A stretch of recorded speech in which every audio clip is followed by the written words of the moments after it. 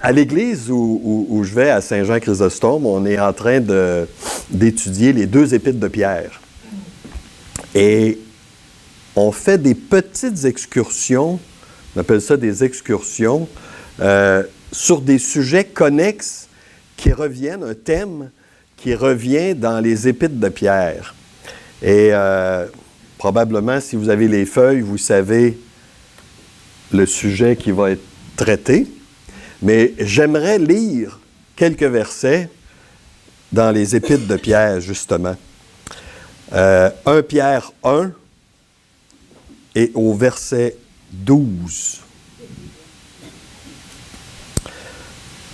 Il leur fut révélé que ce n'était pas pour eux-mêmes, mais pour vous qu'ils étaient les dispensateurs des choses que vous ont annoncées maintenant, ceux qui vous ont prêché l'Évangile par le Saint-Esprit envoyé du ciel, dans lesquels les anges désirent plonger leur regard. 1 Pierre 3, verset 22. Il est à la droite de Dieu depuis qu'il est allé au ciel et que les anges, les autorités, les puissances lui ont été soumis. 2 Pierre 2, verset 4. Car si Dieu n'a pas épargné les anges qui ont péché, mais s'il les a précipités dans les abîmes de ténèbres et les réserve pour le jugement. Et finalement, 2 Pierre 2, verset 11, tandis que les anges, supérieurs en force et en puissance, ne portent pas contre elles un jugement injurieux devant le Seigneur. On va prier. Notre Dieu et Père, on veut te remercier pour le privilège qu'on a d'ouvrir ta parole et de l'étudier. On veut te remercier pour la liberté politique qu'on a de le faire. On n'est pas inquiet que la police va débarquer et va nous arrêter. On a cette liberté encore et on veut te rendre grâce. On veut te demander de bénir l'étude de ta parole ce matin. Amen. Je dis ça parce qu'il n'y a pas longtemps, j'ai rencontré, une petite parenthèse que je fais, j'ai rencontré dans une réunion d'éditeurs un monsieur chinois qui travaille je ne me rappelle plus de la ville, là, mais en Chine. Puis il nous disait que assez régulièrement, la police vient et vide l'église au complet. Plus de chaises, il n'y a plus rien. Ils ont enlevé les livres, ils ont enlevé les Bibles, ils ont enlevé les chaises. Vous savez, ils sont persécutés. On entend des choses aussi des églises dans les milieux arabes où c'est extrêmement difficile. Un autre frère que j'ai rencontré en novembre qui œuvre dans... Écoutez, je ne me rappelle pas du pays. Je pense que c'est la Tunisie, mais je ne suis pas certain, où il nous disait que eux sont arrêtés sur la rue pour annoncer l'Évangile. Ils sont arrêtés, mis en prison, pas de procès, rien. La famille ne sont pas avertis. Et nous, on a toute cette liberté-là de se réunir, de faire des réunions de prière, d'annoncer ça dans les réseaux sociaux, etc. On a une liberté qu'on devrait apprécier davantage. Ces frères, ces sœurs-là sont persécutés. Et je lisais que l'Évangile progresse de plus en plus dans le monde arabe. De plus en plus. Il n'y a pas longtemps, justement, là, je vais arrêter ma parenthèse, là, parce que... mais c'est parce que je trouve ça tellement intéressant. Vous savez, il n'y a pas longtemps, les États-Unis ont exécuté un monsieur iranien. Et la semaine même, le ministère de Desiring God, de R.C. Sproul, commençait à publier ses messages de radio en Iran. Et ça, c'était planifié depuis 1 an. Vous savez, ils n'ont pas décidé ça le dimanche en disant, bien, mardi, on va commencer nos émissions de radio en Iran. Depuis 1 an, ils travaillaient là-dessus et c'est arrivé la semaine que ce monsieur-là a été exécuté. Et c'est pour dire qu'il y a une soif d'entendre l'Évangile, même dans ces milieux-là. Une soif qui est dispendieuse, qui coûte cher. Fin de la parenthèse. J'espère que j'en aurai pas d'autres parce que On va être obligé de peser ce petit piton aussi là, que René m'a mis. Donc, on veut explorer le sujet des anges, qui est un sujet extrêmement actuel et de plus en plus actuel. On entend parler des anges dans le monde séculier. Les gens aiment parler, pas de Dieu. On ne parlera pas de Dieu, on ne parlera pas de Jésus-Christ, on ne parlera pas des chrétiens, on ne parlera pas de l'Église, mais des anges, ça, on peut en parler. Mais dans leur définition, il n'y a pas longtemps, il y a quelques années, j'avais acheté un dictionnaire des anges, que j'ai pu d'ailleurs. Je ne sais pas, quelquefois, on a fait le ménage dans mes livres et je soupçonne mon épouse d'avoir... mais je ne peux pas le dire ouvertement, mais je soupçonne mon épouse d'avoir fait sauter ce livre-là, un dictionnaire sur les anges, et de quelques 100 pages. Et pour de vrai, la seule source d'autorité qui nous parle des anges, c'est la Bible. Tout le reste ne vaut absolument rien. Ma mère est décédée il y a quelques années, 4-5 ans, je ne sais plus, et il y a une de mes nièces qui est venue me dire « Maintenant, elle est rendue un ange. » T'as pris ça où? Ça sort de où? Ça sort de nulle part. Et pour de vrai, dans la Bible, il y a 3 anges qui sont nommés. J'ai envie de faire un petit quiz et de voir si vous savez quels sont les 3. Oui. Gabriel, Raphaël, Michael, 2 sur 3, c'est une note de passage. Gabriel et Michael, les 2 sont nommés dans l'Ancien Testament et dans le Nouveau Testament, les 2. Et il y en a un 3e, Satan. Et c'est lui qui est de loin le plus mentionné. Mais ce matin, on ne verra pas Satan. On verra la prochaine fois. Aujourd'hui, on va se concentrer sur autre chose. Et bien qu'il soit fait mention abondamment des anges dans la Bible, les fois où la Bible mentionne les anges, ce n'est pas pour nous donner une information explicite sur le sujet. C'est toujours connexe. La Bible mentionne les anges dans des situations pour nous révéler la gloire de Dieu, pour nous révéler comment Dieu agit, comment Dieu est, mais pas directement pour nous donner de l'information sur les anges. C'est toujours de l'information secondaire. Et avec cette information secondaire, on va construire une théologie sur les anges.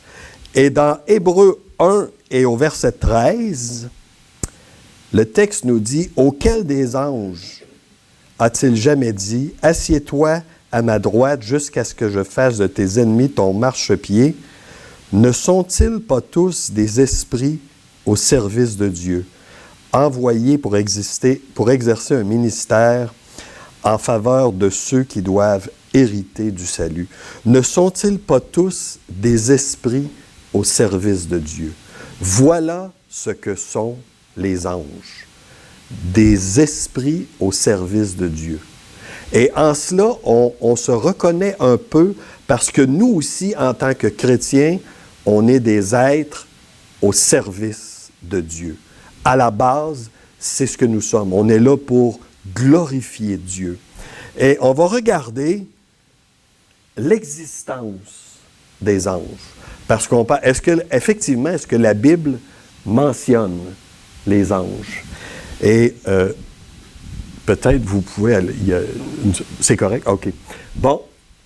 Dans l'Ancien Testament, 213 fois, dans 24 des 39 livres, le mot « ange » est mentionné. C'est bon, oui? J'ai une question. Quand tu dis les anges, est-ce que ça inclut les séraphins et les chérubins? En fait, les séraphins et les chérubins sont inclus dans les anges. C'est une catégorie d'anges. On va y venir, mais c'est une bonne question. C'est une très bonne question. Donc, 213 fois, ils sont mentionnés. 157 fois dans les livres historiques, 41 fois dans les prophètes, 15 fois dans les livres poétiques, 100 fois, elles concernent des messagers humains. 100 fois le mot ange concerne un messager humain et non pas un esprit céleste. 89 fois pour l'ange de l'Éternel.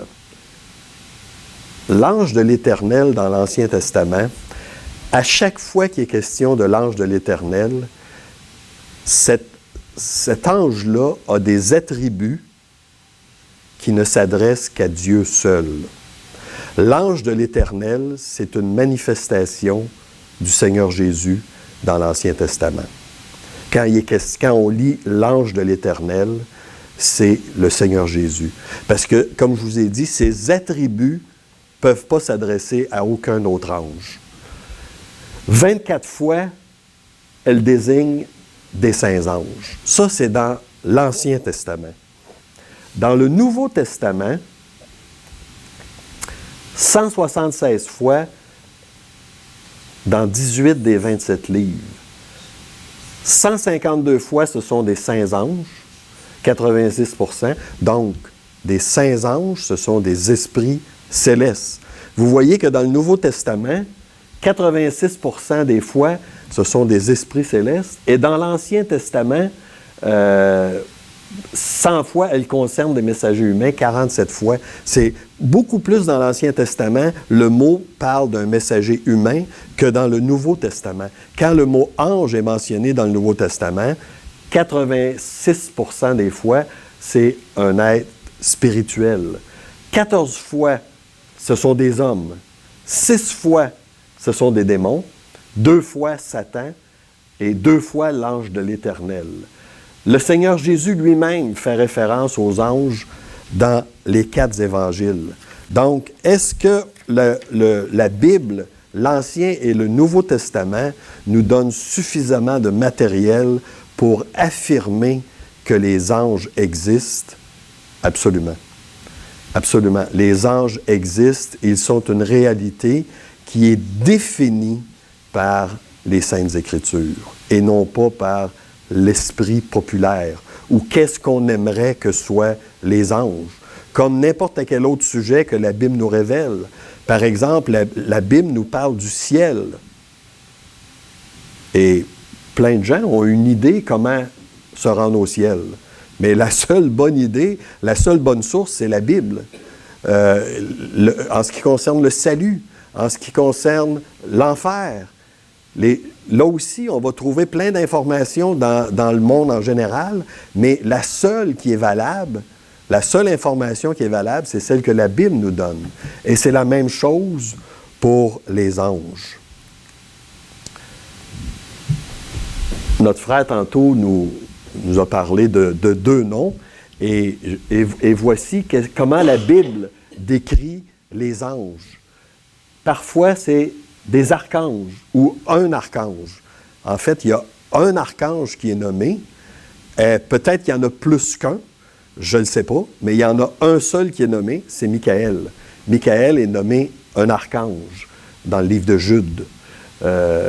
Les chars, dans le psaume 68, verset 18, quand il est question des chars, c'est des êtres célestes, ce sont les anges. Chérubins, notre frère nous l'a mentionné, des chérubins, ce sont une classe d'anges. On va le voir un peu plus tard. Elohim, parfois le mot Elohim parle de Dieu lui-même et parfois il parle des anges. Psaume 8, verset 6, voyez aussi Hébreu, je pourrais vous donner les références plus tard. Gabriel que notre frère a nommé tantôt, dans Daniel, 2 places dans Daniel où Gabriel s'adresse au prophète Daniel, et aussi dans Luc où il s'adresse à Marie quand il fait l'annonciation de la venue du Seigneur Jésus. Parfois, ce sont les saints, l'armée, dans Deutéronome, Néhémie, des êtres vivants, Apocalypse. Parfois, c'est appelé des hommes. Michael, on l'a mentionné, des serviteurs, des étoiles du matin, des séraphins, les fils de Dieu, ceux qui veillent. Ce sont tous des synonymes pour parler des anges. Quand il y a mention des hommes dans Genèse, dans Marc et dans Actes, par exemple, quand le Seigneur est ressuscité, des hommes étaient près de son tombeau, c'était des anges. C'est mentionné, ce sont des anges. La même chose dans Genèse. Ils sont apparus sous des formes humaines, mais c'était des anges. Le texte est extrêmement précis là-dessus. Nature et attributs des anges. Classification, ça ne devrait pas venir tout de suite. Ah, OK. Bon, nature et attributs des anges. Le mot, autant dans l'Ancien Testament que dans le Nouveau Testament, dans l'Ancien Testament, c'est le mot malak, et dans le Nouveau Testament, c'est le mot angelos, qui est traduit par ange. Et le mot peut référer soit à un esprit céleste ou soit à un humain.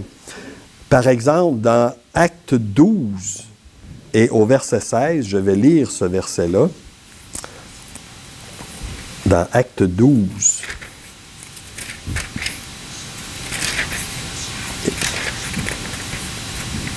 et au verset 16, ils dirent, c'est son ange. Cependant, Pierre continuait à frapper, ils l'ouvrirent et furent étonnés de le voir. Pierre, le rayant de la main, fait signe de se taire, leur raconta comment le Seigneur l'avait tiré de la prison, et il dit, annoncez-le à Jacques et aux frères, puis il sortit, s'en alla. Vous voyez, c'est un ange, c'est un être céleste. Ils pensent, c'est son ange. Quand ils disent, c'est son ange, le mot angelos, ils pensent à quelque chose de céleste, ils ne pensent pas à un corps humain. Dans Marc 1 et au verset 2, je vous lis là aussi le verset, un court verset dans Marc 1 et au verset 2, selon ce qui est écrit dans Ésaïe le prophète, « Voici devant toi, j'envoie devant toi mon messager qui préparera le chemin. » Mon messager, c'est Jean-Baptiste, et le mot qui est employé, messager, c'est angelos, c'est mon ange. Le mot ange, essentiellement, c'est un messager.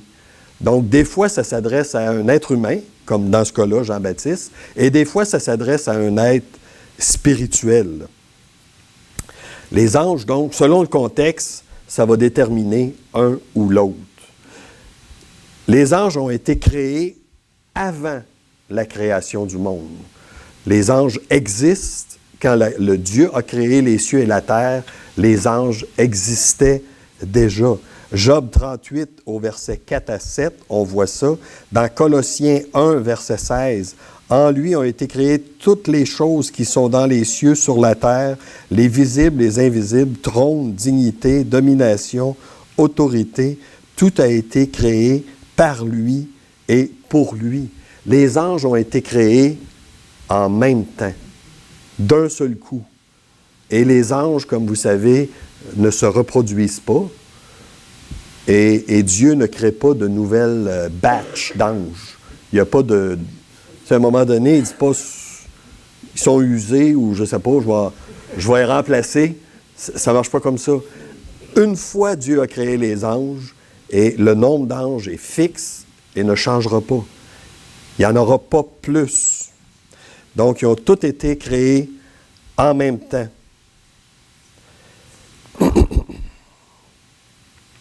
Et les anges sont immortels, pas éternels. C'est pas pareil. Les anges sont immortels. Ça veut dire que à partir du moment qu'ils ont été créés, ils ne cesseront pas d'exister. Éternels, ça veut dire qu'ils n'ont jamais été créés. C'est Dieu qui est éternel. Dieu n'a pas été créé et ne cessera jamais d'exister. Donc, c'est une distinction importante. Ils ne sont pas éternels, mais ils sont immortels. Comme nous, d'ailleurs. Comme nous, d'ailleurs. Est-ce que les inconvertis sont immortels? Oui, aussi. Ils vont passer l'éternité loin de la face de Dieu, dans les temps de feu. Vous savez, ce serait tellement une bonne nouvelle pour eux si on savait que les temps de feu vont les consumer en une demi-heure ou je ne sais pas quoi, mais ça ne sera pas ça. Éternellement, ils vont souffrir loin de la face de Dieu. En ce qui concerne le nombre des anges, On ne sait pas exactement combien d'anges ont été créés. Il n'y a pas de recensement qui se fait au niveau des anges. Mais ce qu'on sait, la Bible nous dit, dans Deutéronome 33 au verset 2, par exemple, « L'Éternel est venu du Sinaï, il s'est levé sur eux de Séhir, il a resplendi de la montagne de Paran, et il est sorti du milieu des saintes myriades. » Sainte myriade, c'est une expression qui veut dire innombrable, qu'on ne peut pas compter. Daniel 7, verset 10, « Un fleuve de feu coulait et sortait devant lui, 1000 milliers le servaient et 10 000 millions se tenaient en sa présence. » Donc, on ne peut pas dire combien il y a d'anges, mais on sait qu'il y en a un nombre innombrable. Il y a beaucoup d'anges. Et maintenant, on sait aussi qu'une certaine quantité, un certain pourcentage des anges se sont rebellés contre Dieu. Et là, je ne peux pas vous dire le nombre, mais je peux vous dire le pourcentage. Pas parce que j'ai lu ça dans le Reader's Digest, mais parce que la Bible nous le révèle. Dans l'Apocalypse, verset 12 et au verset 4, il est question du dragon, du diable, de Satan, et c'est dit, sa queue entraînait le tiers des étoiles du ciel et les jetait sur la terre. Donc, il y a le tiers des anges qui se sont rebellés. Il y a le tiers des anges qui sont aujourd'hui des démons. Ça, c'est ce qu'on sait sur le nombre, la quantité des anges. Maintenant, le corps des anges, parce que c'est quand même un peu intriguant, le corps des anges. Les anges sont des esprits et par conséquent, ne sont pas visibles à l'œil nu. On ne peut pas les voir. Mais il y a quand même un texte qui est intéressant dans l'Ancien Testament, dans le 2e livre des Rois, et c'est Élisée et son serviteur qui font face au roi de Syrie, je pense. Et d'un point de vue humain, ça ne va pas très bien pour Élisée et son serviteur parce qu'ils sont entourés de cavaliers syriens avec des chars qui sont venus pour les agresser. Et le serviteur, il voit ça, puis il file pas gros dans ses culottes, on pourrait dire en québécois, il ne sent pas que ça va bien aller. Et 2 Rois 6, verset 15, nous dit, c'est pas nécessaire d'y tourner, comme je vous ai dit, je pourrais donner les références. Le serviteur de l'homme de Dieu se leva de bon matin et sortit, et voici une troupe entourait la ville avec des chevaux et des chars. Et le serviteur dit à l'homme de Dieu, « Ah, mon Seigneur, comment ferons-nous? » Hein, il réalise là, qu'ils sont en minorité et qu'il n'y a pas de solution. Et le serviteur, pas les serviteurs, mais Élisée répondit, « Ne crains point, car ceux qui sont avec nous sont en plus grand nombre que ceux qui sont avec eux. » Mais ils ne voient pas personne. Élisée pria et dit, « Éternel, ouvre ses yeux pour qu'il voie. » Et l'Éternel ouvrit les yeux du serviteur qui vit la montagne pleine de chevaux et de chars de feu autour d'Élisée. Dieu a permis, je ne sais pas si Élisée le voyait ou le savait, le texte ne le dit pas, je ne sais pas, mais le serviteur, lui, ne les voyait pas parce qu'on ne peut pas les voir, les anges, mais Dieu a permis à ce serviteur de voir qu'il n'était pas tout seul dans le combat et que Dieu a dit à ce serviteur, « Inquiète-toi pas, je suis là, je m'en occupe. J'ai envoyé mon armée pour vous sauver. » Donc, les anges sont des êtres spirituels, pas des fantômes. C'est des vrais êtres. Hébreux 1,14, on l'a lu tantôt. Ne sont-ils pas tous des esprits au service de Dieu? Mais même s'ils n'ont pas de corps en chair et en os, ils ont une réalité corporelle. C'est-à-dire qu'il existe réellement, ils ont une réalité corporelle. Les anges se manifestent sous 3 aspects. En rêve, comme c'est le cas dans Genèse 28 au verset 10, Jacob partit de Beersheba, il s'en allait à Charan. Il arriva dans un lieu où il passait la nuit, car le soleil était couché. Il prit une pierre dont il fit son chevet et se coucha en celui. Il eut un songe. Et voici, une échelle était appuyée sur la terre et son sommet touchait au ciel. Et voici, les anges de Dieu montaient et descendaient par cette échelle. Donc Jacob, dans un songe, dans un rêve, il a vu les anges. Les anges, Dieu permet que les anges se révèlent par des songes. Dans une vision, Daniel, Corneille ont vu des anges dans une vision. Et ils peuvent devenir visibles aussi. À Marie, lors de l'annonciation au tombeau. À Abraham, lors de l'histoire de Sodome et Gomorrhe. Lors de la naissance de Jésus, les anges sont apparus sous une forme corporelle. Dans Jean 20, au verset 12, au tombeau, après la résurrection. Donc, les anges sont des esprits, mais ils ont une réalité corporelle. Et à chaque fois qu'ils sont apparus, ils ont été manifestés sous des traits masculins d'un jeune homme. Les anges ne sont pas des petits-enfants qui jouent de la guitare sur un nuage. Ils ne sont pas non plus des belles madames là, qui flottent. Les anges apparaissent toujours comme des jeunes hommes. Quand je dis des jeunes hommes, là, pas comme moi, là, mais des jeunes hommes, c'est ça, de 25 ans peut-être. C'est de cette façon-là que les anges sont manifestés. Pas des enfants blonds, pas des vieilles personnes non plus, toujours sous les traits d'un jeune homme. On m'a donné 30 minutes pour faire la première partie. J'aurais aimé faire la classification des anges, les bons anges, les saints anges, les chérubins, les séraphins, mais je pense qu'on va garder ça pour la prochaine partie où on va voir la classification des anges et on va voir aussi le ministère des anges, qu'est-ce qu'ils font les anges. Dans la classification des anges, on a aussi, j'ai mentionné les séraphins, les archanges, l'ange de l'Éternel, il y a aussi les mauvais anges, les anges déchus, qui, eux, les anges se divisent en deux, les bons anges, les mauvais anges, et les mauvais anges se divisent aussi en deux, mais j'ai plus de temps.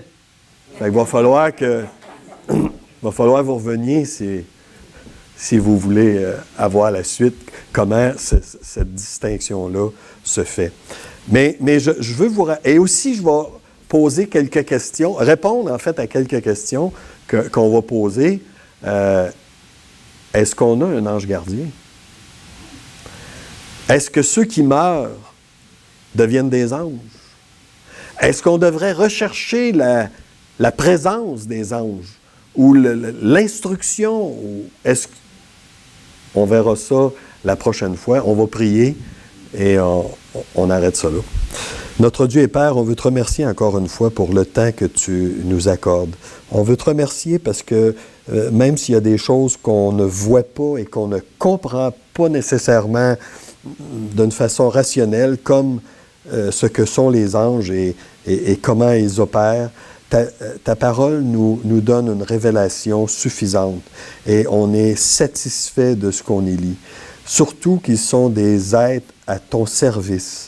Et en cela, on veut les imiter. On veut, nous aussi, notre Dieu, dans la mesure de nos capacités, de nos dons, d'être à ton service. Puisses-tu nous aider d'accomplir les tâches, les œuvres que tu as préparées d'avance afin que nous les accomplissions. On veut te prier pour cette Église ici, particulièrement pour l'Église Renaissance qui est à la recherche d'un local. Et on sait que toi, tu as un plan. Comme dans Jean 6, avec le petit garçon, les 5 pains et les 2 poissons, tu as dit à tes disciples, qu'est-ce qu'on va faire pour les nourrir? Et ça semblait une tâche impossible. comme peut-être de trouver un local ici selon les moyens de l'Église. Mais c'est marqué, tu disais cela pour les éprouver, car toi savais ce que tu allais faire. Et notre Dieu, ça nous rassure, ça nous encourage de savoir que même si pour nous ici, on ne sait pas ça va être où le local, ça va être quoi, ça va être... mais toi, tu sais ce que tu vas faire. Et en cela, on peut se reposer et te rendre grâce. Amen.